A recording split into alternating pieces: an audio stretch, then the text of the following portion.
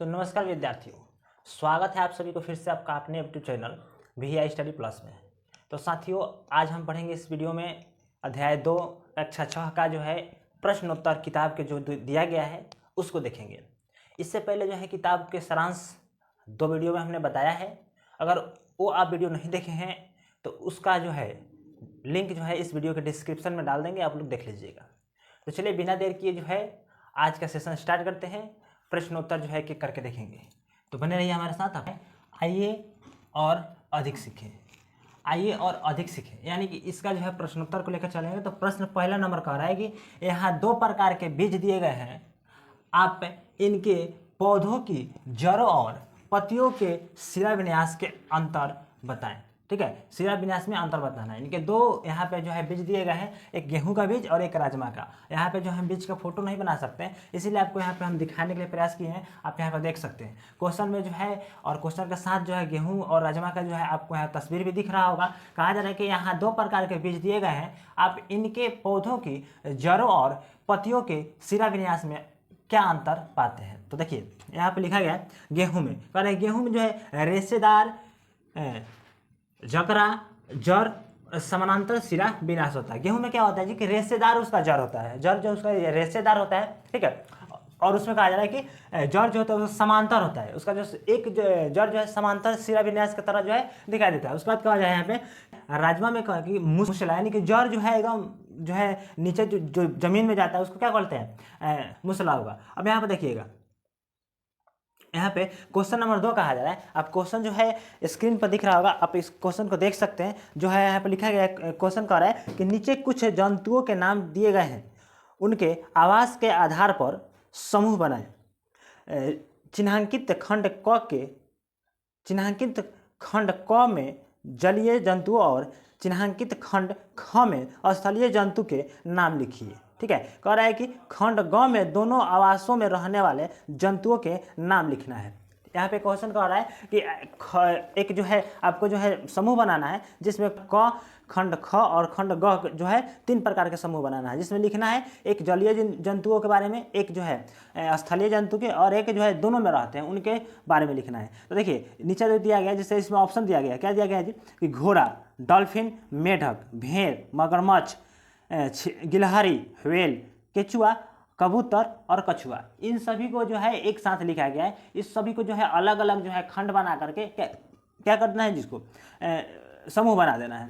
तो देखिए आपको हम बता दें कि यहाँ पे लिखा गया है, आप देख सकते हैं यहाँ पे कि खंड जो है क के जलीय जंतु, इसमें आ जाएगा डॉल्फिन, मगरमच्छ और व्हेल। यहाँ पे कह रहा है कि खंड ख में क्या कर रहा है, थलीय जंतु, इसमें हम देख सकते हैं घोड़ा, भेड़, गिलहरी, केचुआ और कबूतर, ये जो है थलीय जंतु हो गया। उसके बाद कह रहा है कि दोनों आवासों में रहने वाले जंतु, जैसे में क्या होगा मेढक, जो दोनों में रहते हैं, पानी में भी रहते हैं और स्थलीय पर रहते हैं। उसके बाद देखिए कछुआ भी पानी में रह सकता है और स्थल पर, दोनों जगह पर रह सकता है। लेकिन आपकी किताब में जो है आपको देखने को मिला होगा कुछ इस प्रकार से जो है बनाया गया है, जिसमें लिखा गया है क, ख और ग। इसमें जो है आपको बोल रहा है लिखने के लिए। तो ये हम आपको जो है 3 गो खंड बना करके यहाँ पे दिखाने का प्रयास किए हैं। इस खंड में जो है लिखा गया है, क वाले खंड को जो है आप जो है इस वाले क वाले खंड में लिख सकते हैं। ख वाला के बाद जो है ख वाले को ख वाला में लिख सकते हैं और ग वाले को जो है ग वाले में लिख सकते हैं। यहाँ पे जो है हमारा स्पेस कम है, इसीलिए जो हम इस तरीके से बनाए हैं। आप जो है इसको उसमें लिख सकते हैं जो किताब में दिया गया है। ठीक है, नेक्स्ट प्रश्न जो है कहा जा रहा है, यहाँ पे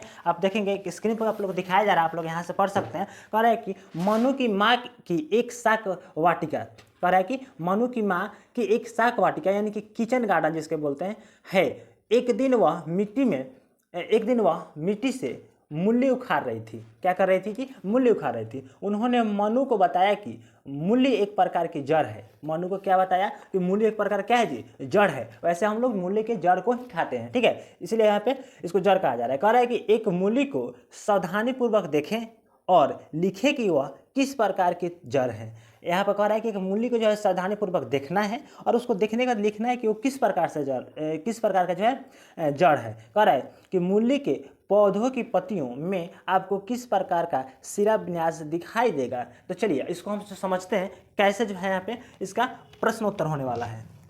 देखिए इसका जो प्रश्नोत्तर कहा जा रहा है, जैसे मूली मूसला जड़ है, ठीक है जी, मूली क्या है, मूसला जड़ है। उसके बाद यहाँ पे कह रहा है कि इसकी पत्तियों में जालिका कारक शिरा विनाश होता है। इसके पत्ती में क्या होता है, जालिका कारक शिरा विनाश होता है। जालिका कारक के बारे में हम अगले वीडियो में बता चुके हैं, आप लोग नहीं देखे होंगे तो उस वीडियो को देख लीजिएगा, उसका लिंक जो है डिस्क्रिप्शन में। उसका यहाँ प्रश्न 4 क्या कह रहा है कि नीचे दिए गए चित्रों में पर्वतीय बकरी और मैदानों में पाई जाने वाला बकरी को देखें, ठीक है। इस चित्र में आपको दिखाई दे रहा होगा कि यहाँ पे एक पर्वतीय बकरी है और एक मैदानों में पाया जाने की, जो हम लोग की तरफ पाया जाता है, गांव देहात में, ठीक है जी।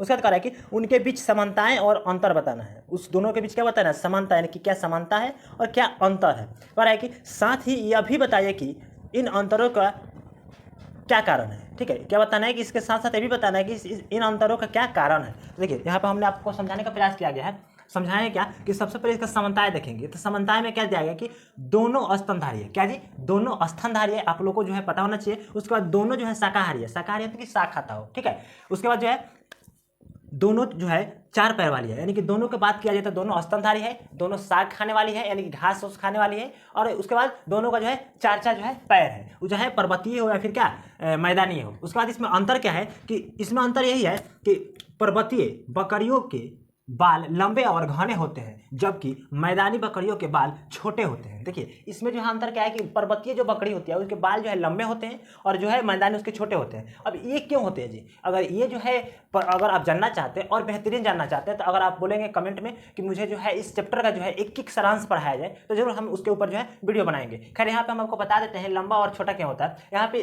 पर्वतीय बकरी का जो है बाल इसलिए लंबा होता है क्योंकि पर्वतीय जो है क्षेत्र में जो है ठंडी जो ज़्यादा लगती है, इसके कारण जो है इसके लंबे बाल के होते हैं ताकि जो है ठंडा कम लगे। और इधर जो है मैदानी क्षेत्र में जो है ठंडी ज़्यादा नहीं होती है, गर्मी ज़्यादा होती है, इसलिए बाल छोटे छोटे होते हैं ताकि गर्मी कम लगे, ठीक है। बाकी जो है अगर आप लोग चाहते हैं इसके ऊपर जो है एक जो है किताब के एक लाइन पढ़ के जो है वीडियो बनाएं तो आप लोग कमेंट बॉक्स में जरूर बताइएगा, उसके ऊपर जो है हम जरूर वीडियो बनाएंगे। उसके बाद यहाँ पे कह रहा है कि पर्वतीय बकरी पहाड़ों में रहती है जबकि मैदानी बकरी जो है मैदानों में रहती है। तो ये सिंपल सी बात है कि पर्वतीय जो बकरी है पर्वतीय जो है पहाड़ों में रहेगी और मैदानी बकरी जो है मैदानी में रहेगी। ये तो आप लोग को सिंपल समझ में आ ही गया होगा। उसके बाद जो है इसका कारण क्या है, कारण क्या कह रहा है यहाँ पे कि दोनों अपने अपने वातावरण के अनुसार जो है अनुकूलित रहती है, यानी कि दोनों अपने वातावरण, अभी हमने बताया कि ठंडा की वजह से जो है उसके लंबे लंबे बाल होते हैं और गर्मी की वजह से जो है क्या होते हैं इनके बाल छोटे छोटे होते हैं। तो वो जो है अपने वातावरण के अनुसार जो है क्या अपना जो लोग रहते हैं। अगला प्रश्न जो कहा जा रहा है 5 नंबर में कि पाठ में चर्चा की गई विशेषताओं के अतिरिक्त किसी अन्य विशेषता के आधार पर निम्नलिखित जंतुओं के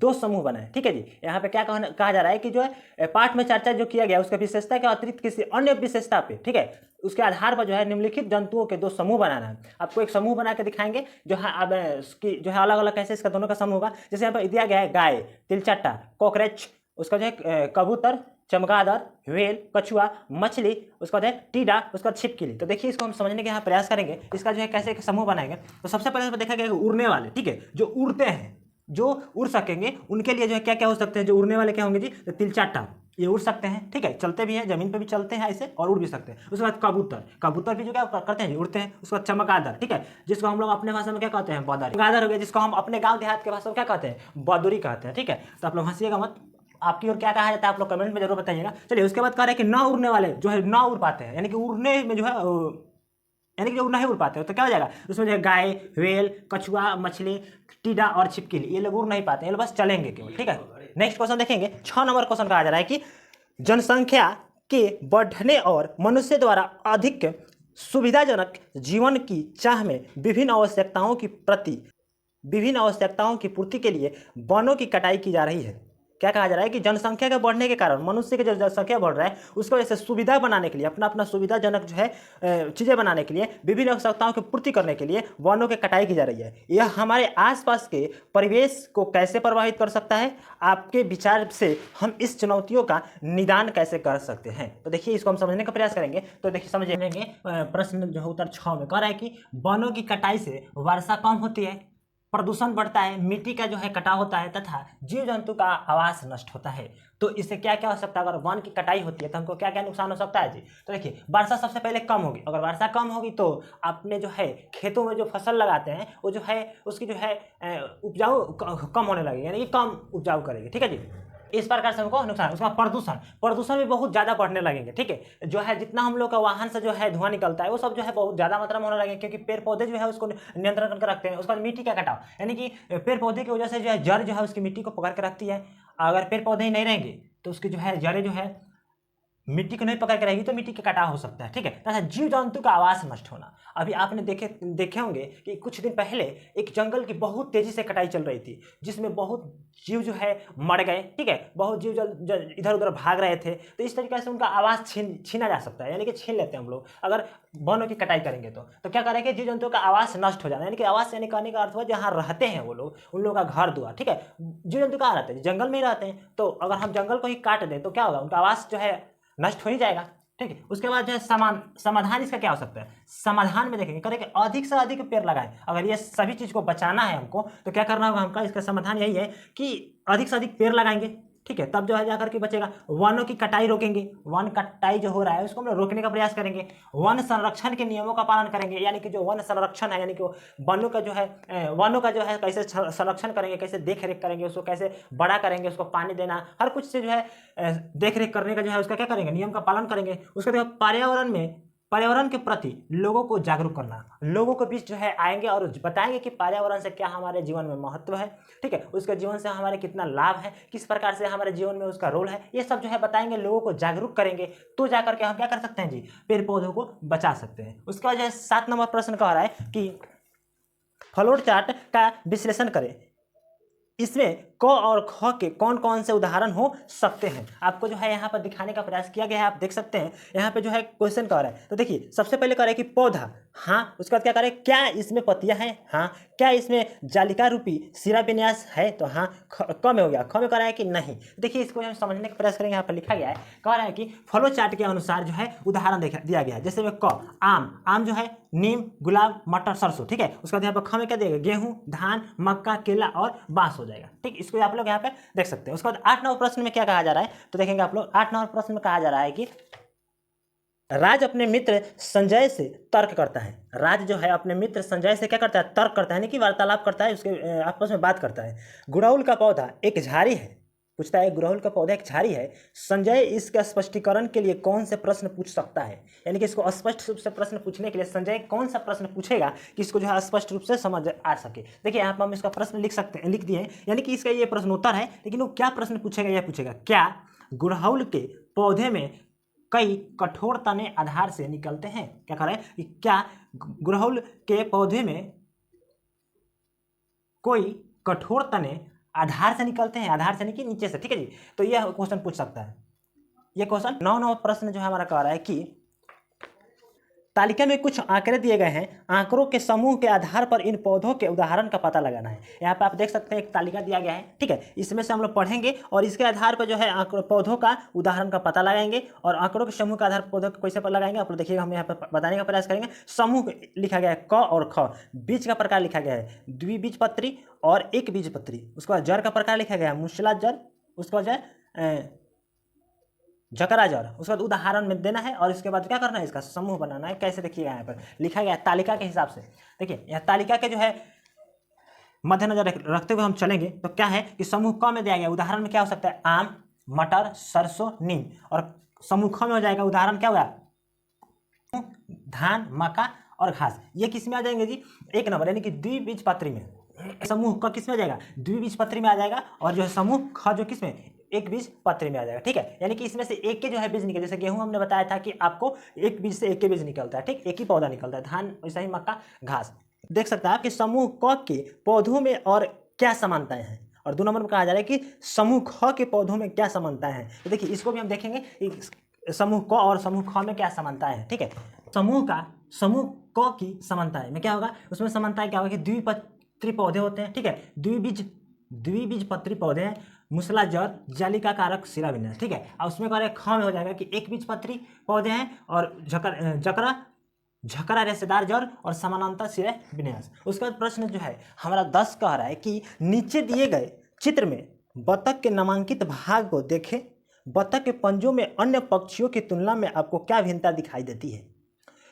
बतख अपने इस भाग का उपयोग करके कौन सी गतिविधियां करने में सक्षम होगी। आपको यहाँ पे दिख रहा होगा तस्वीर में, बतख जो है इसके भिन्नता पूछ रहा है और अन्य पक्षियों के जो है गतिविधियों में और इसकी गतिविधियों में क्या अंतर है, इसके बारे में हम लोग जानने का प्रयास करेंगे। ठीक है, यहाँ पर देखिए आप लोग को लिखेंगे, इसका आंसर हो जाएगा कि बतख जो है, बतख के पंजे झिल्ली युक्त होते हैं। क्या होता है जी? झिल्ली युक्त, यानी कि उसके पंजा जो है ऐसे दिखाएंगे, यहाँ पर झिल्ली दिखाई देगा दोनों बीच में। ठीक है, उंगली के बीच में झिल्ली दिखाई देता है। तो बतख के पंजे झिल्ली युक्त होते हैं जिससे वह पानी में आसानी से तैर सकता है। इसी के कारण जो है पानी में आसानी से तैर सकता है। जैसे मान लीजिए कि ये पंजा हो गया, तो अगर इसमें झिल्ली नहीं रहेगा तो अगर पानी में ऐसे करेंगे तो क्या हो जाएगा, पानी इस पार से इस पार हो जाएगा, लेकिन यही झिल्लीदार रहेगा तो पानी को क्या करेगा, ऐसे करेंगे तो पानी जो है इसके दबाव से आगे बढ़ेंगे। ठीक है, इसी कारण से बतख के पंजे झिल्ली युक्त होते हैं जिससे वो पानी में आसानी से तैर सकते हैं, तैर सकते हैं। उसका कारण कि यह उसके जलीय जीवन के लिए क्या है, आवश्यक अनुकूल है। क्या कह रहा है कि यह उसके जलीय जीवन के लिए